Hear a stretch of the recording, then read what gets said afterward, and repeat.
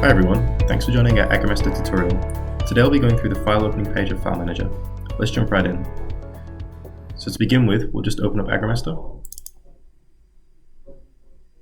and then we'll select the file we want to take a look at.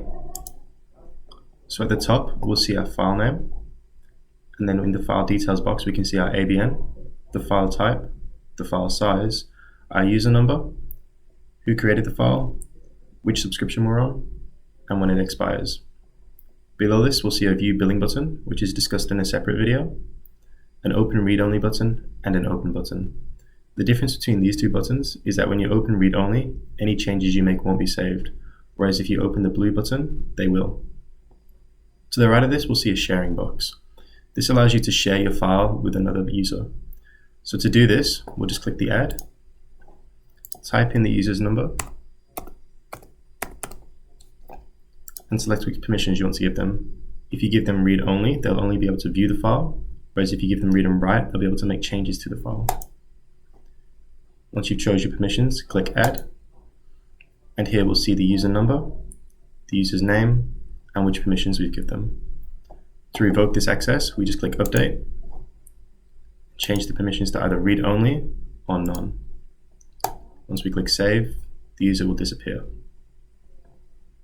So at the bottom, we've got the file history box. Here we can see previous revisions of the file.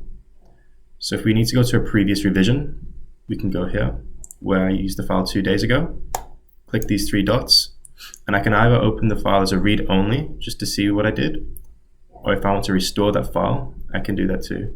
What that means is when I restore this, a new revision is created on top, and any revisions between the file I restored and the new one, all data between will be lost. Another feature is the notes feature. So to add a note, we just click these three dots, add note, and then we can type what we did in the file. So for example, I can say I closed the month of June.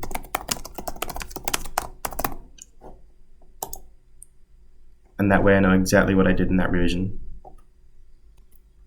If you try and open the file and get a message saying the licenses need to be refreshed, just click these three dots, refresh license, and now you should be able to access your file again.